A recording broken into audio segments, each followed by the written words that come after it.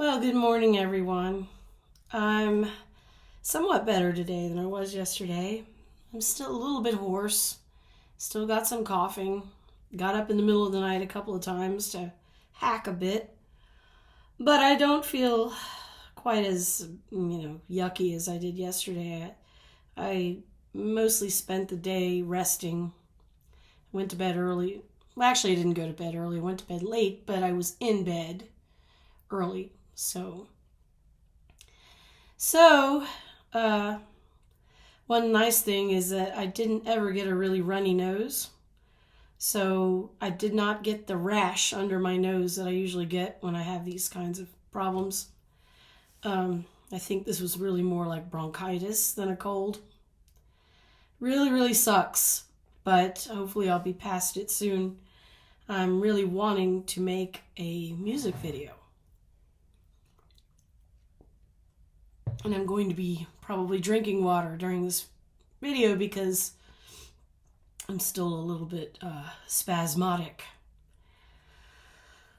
Now, yesterday I mentioned that I wanted to talk about something that was a little bit not on politics, not so depressing, a little bit hopeful. And that's what I'm going to do today. I've mentioned on more than a few times that I'm a writer, mostly. I guess you could, there have been times when I've written for money. Right now, I don't really write for money. I really write for my own pleasure. There was a time about 10 years ago that I was trying to be more of a serious writer. And because we were living in Europe, I wanted to do a lot of travel writing. And it was not so much because I wanted to be published in a magazine or anything. It was more to preserve our memories and to share things that we learned and share experiences. So when we were in Germany the first time, when my husband was in the army, we were here for 2 years, and then we had to leave a year early because he got asked to move to Fort McPherson in Georgia, which later closed. That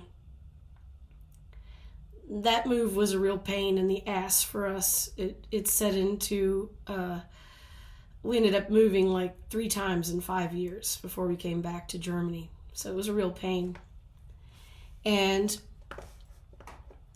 when we were here the first time, we went to a place called Shotovar, which is in the Czech Republic. My husband and I are both big beer fans. We like drinking it. He brews it. We've gone to beer spas, and Shotovar is a brewery, but it's also a beer spa. And we went there, and in fact, on that trip was when we found out we were going to have to leave a year early.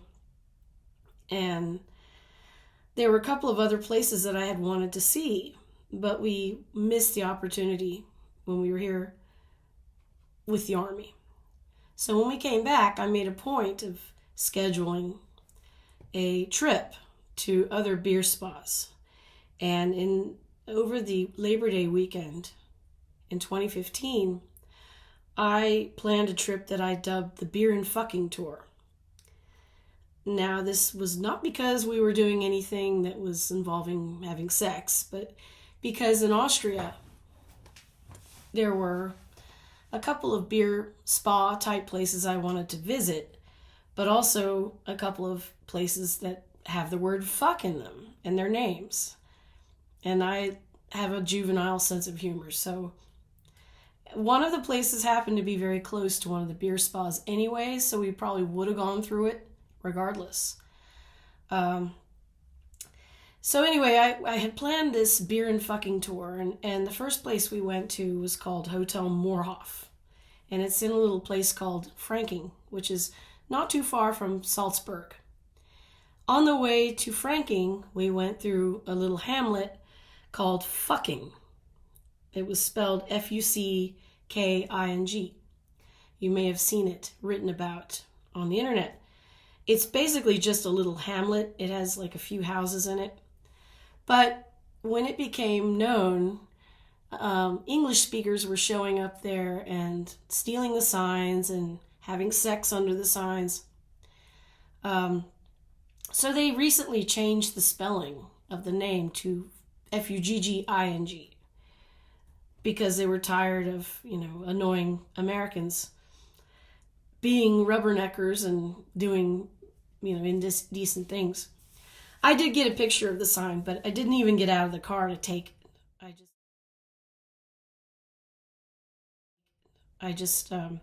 We drove through, I got a photo of it before they changed the name. So that was one of the fucking places. The other place was a place called Fuckersburg, which wasn't very close to where we were staying. But I was curious enough about it that I wanted to see it. And we actually went quite a way out of our way when we left Hotel Moorhof. And it basically was a big field. I got a picture of it. And there was a very bewildered looking woman on our horse that seemed to wonder why we were cruising around there looking. But I did actually find a sign that notated, it was a tiny sign. And I got a picture, and I was happy with that. As for the beer spas, one was the Moorhof, which was the first hotel that offered this service. And basically you just sit in this tub that looks like a beer keg, and you put hot beer wort in it, and then it runs like a jacuzzi. And then afterwards you go and lay in a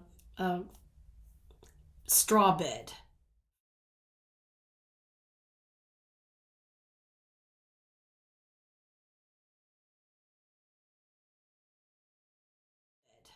For half an hour, and you drink beer.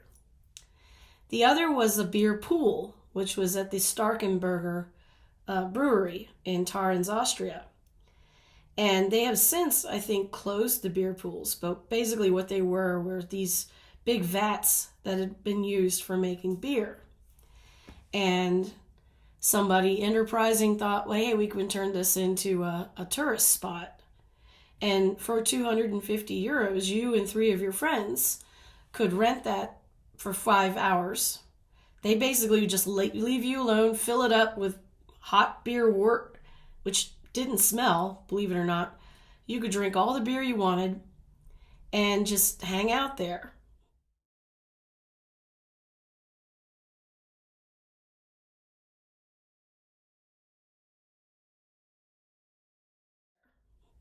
And the beer actually, it came up to my chin. It was quite deep. I've got a picture I will share with you. So, a lot of fun. So glad we got to do it. But this is not really the main point of today's video. The main point was what happened on the way to Lormuz, which is the town where we stayed when we went to visit the Tarens Starkenberger brewery. On the way there, because we had gone to Fuckersburg, we were driving a long way, and I was getting really antsy and hangry. And I don't know how many of you know about Europe, but here, if you miss lunch, a lot of times you're kind of out of luck. They close at 2 or 2:30, and then they take a pause. And then you might get stuck with, fast food or whatever. Some places don't do that. There are places that run service all afternoon. Well, it was a Sunday, and we were searching for a restaurant, and I was getting more and more irritated, and we finally found this Italian place. And we went in, and it was very crowded, and there were all these kids in there and just very noisy, and I was just in a mood. And I got up and went to the ladies' room, and when I came back, my husband had already ordered me a glass of Montepulciano wine because he knew that would calm me down. And I was sitting there, and I noticed there were these cows that were grazing outside. So I decided to take a picture. And when I took a picture, I did not notice there was this man sitting like maybe 2 excuse me, 2 tables away.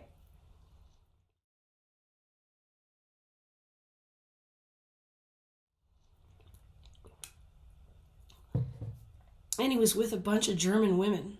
And one of them gave him what appeared to be hand-knitted green socks.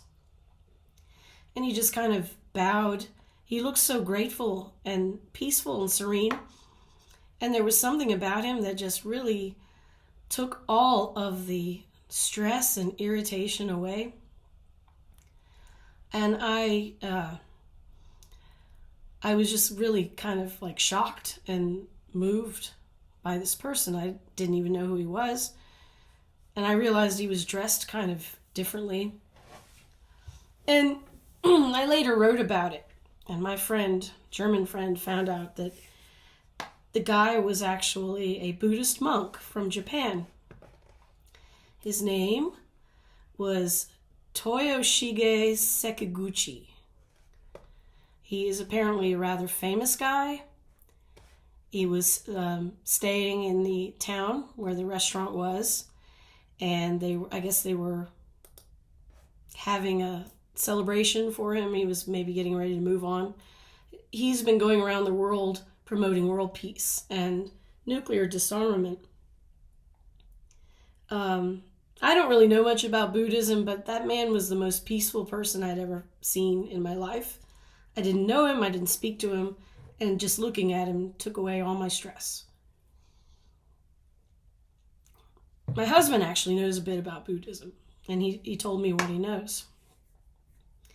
But it was such a profound experience, and I wish I could see him now. I think it would really be helpful. Or I wish I knew what his secret was, because it really was an amazing thing to see. I didn't even speak to him. I didn't know who he was, but there was something about the way he looked and his aura. I will never forget how I felt just seeing him in a crowded restaurant. And it gave me a sense of peace that I had for the rest of the day. So I just thought I would share that.